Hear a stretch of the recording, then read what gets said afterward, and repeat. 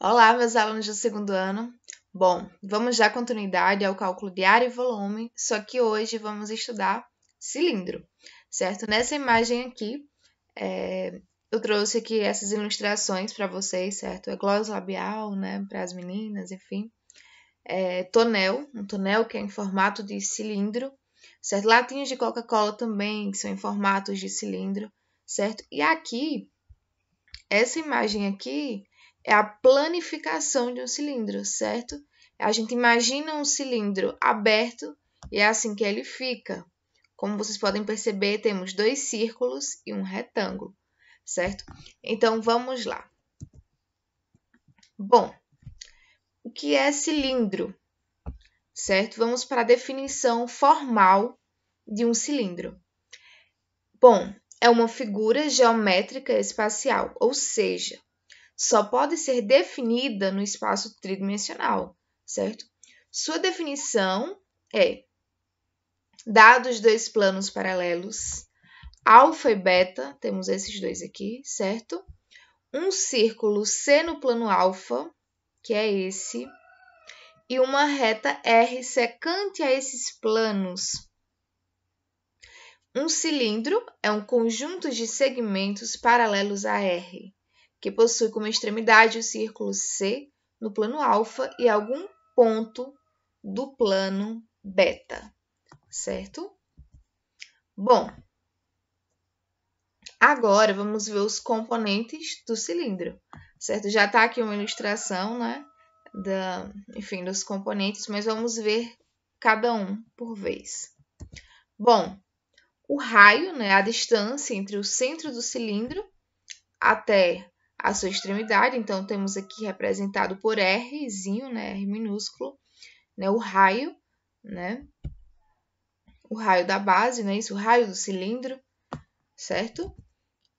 A base é o plano que contém a diretriz, e no caso do cilindro são duas bases, né, então nós temos a inferior, certo? E a superior, somos duas bases, certo? No prisma, vamos lembrar aqui, no prisma temos duas bases, né? Isso na pirâmide, só uma base, no cilindro temos duas bases, certo? Bom, geratriz corresponde à altura, né? A geratriz, ó, são esses, é a altura lateral, certo? Do nosso cilindro. Diretriz corresponde à curva do plano da base.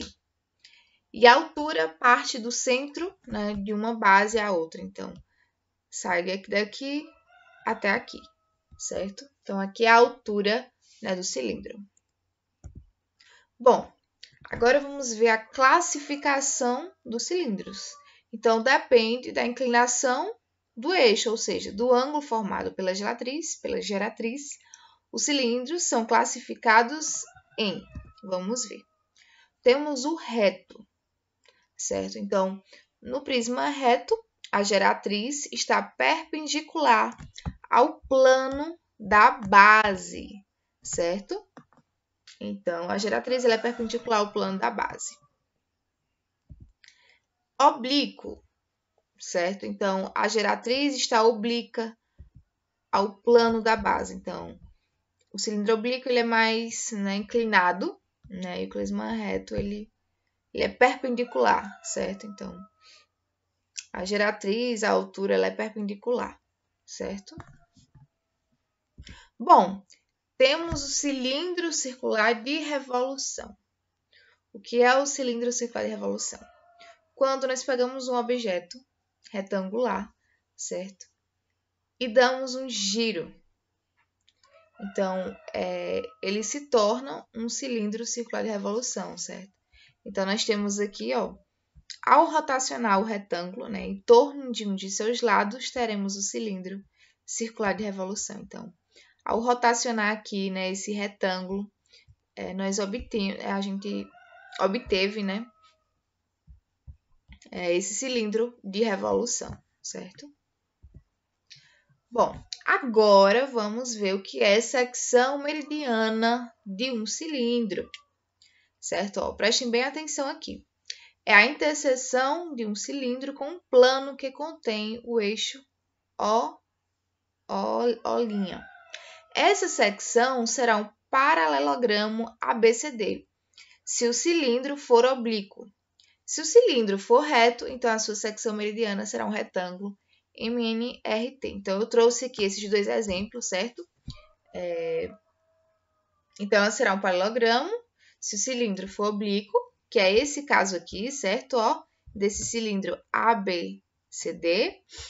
E, né, se ele for reto, como esse exemplo aqui, então sua secção meridiana será um retângulo MNRT. Então, o que é secção meridiana? É como quando você fala em secção, significa cortar, certo? É como se eu estivesse recortando o nosso cilindro. Então, a secção meridiana nada mais é do que essa parte aqui. Como eu falei, né? No caso aqui, nesse exemplo aqui, certo? Que ele é reto, então é um retângulo. Né? Nesse caso aqui, que ele é inclinado, né? Ele é oblíquo, então ele será um paralelogramo, certo? Então, a secção meridiana, nesse caso aqui, é um paralelogramo, é esse ABCD, certo? Bom, ainda temos também mais um tipo de cilindro, que é o equilátero, certo? Então, é aquele cilindro onde a secção meridiana é um quadrado, certo? Então, aqui temos um exemplo. Então, aqui, ó. Então, como vocês podem perceber, a secção meridiana, né, ó, é um quadrado, certo? Então, nós chamamos de cilindro equilátero. Bom, agora vamos aprender como calcular a área e o volume, né, do cilindro. Primeiro, a superfície lateral, certo? E a área lateral de um cilindro reto. Como eu coloquei lá no início, no nosso primeira apresentação do vídeo, eu coloquei a planificação, né, de um cilindro. Então, como vocês puderam perceber, é um cilindro reto, né?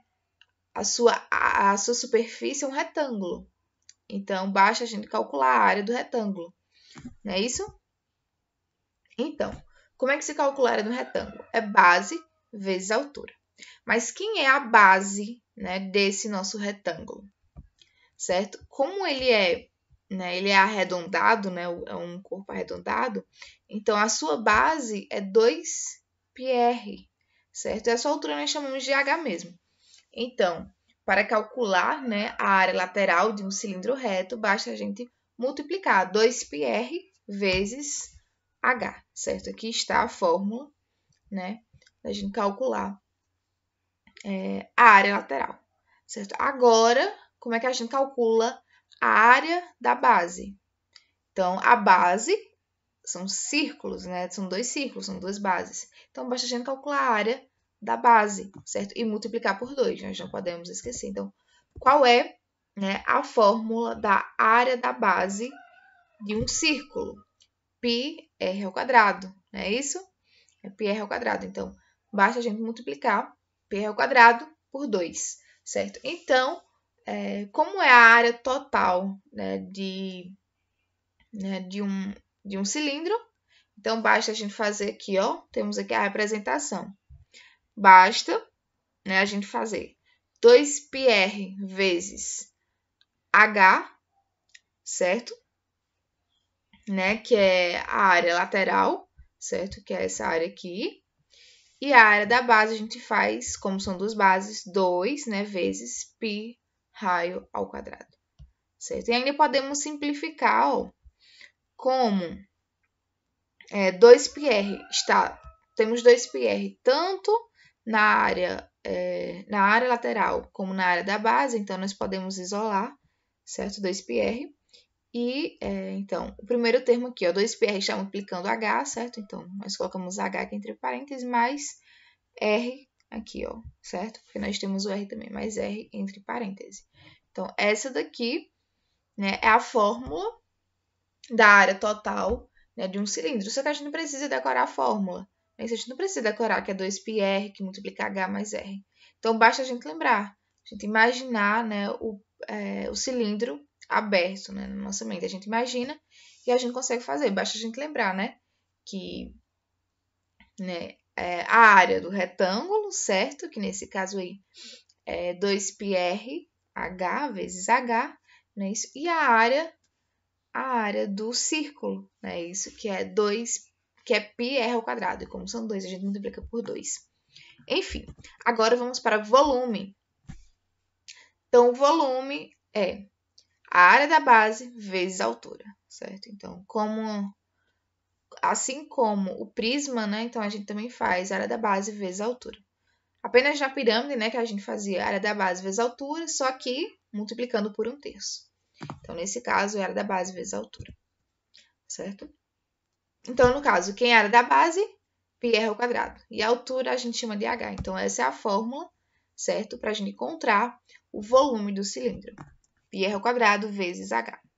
Agora, vamos aqui resolver esse exemplo rapidinho, um exemplo bem simples, né? Para a gente calcular o volume de um cilindro. Então, vamos ler aqui a questão. Diz o seguinte: um reservatório em formato cilíndrico possui raio igual a 2 metros e sua altura é de 10 metros, como mostra a imagem a seguir. Qual o volume desse reservatório? Então, quer saber o volume, e ainda diz que a gente pode considerar π como sendo 3,14. Então, quer saber o volume, né, desse cilindro. Então, qual é a fórmula do volume do cilindro? πr ao quadrado vezes h. É isso que é área vezes altura. Então, ele deu o valor da altura, deu 10 metros, não é isso? Ó, a altura é 10. E também deu o raio, que é 2. Então, basta a gente substituir esses valores na fórmula, certo? Então, substituindo, não é isso? Então, nós vamos ficar substituindo π, 3,14, né? O raio, que é 2 ao quadrado, vezes 10, que é a altura. Então, 3,14 vezes 10 dá 31,4. 31,4 vezes 4 dá 125,6 metros cúbicos, certo? Então, esse é o volume desse reservatório, certo? Então, vamos encerrar nessa nossa aula de hoje por aqui, certo? Então, no próximo vídeo a gente continua com mais resoluções de questões, certo?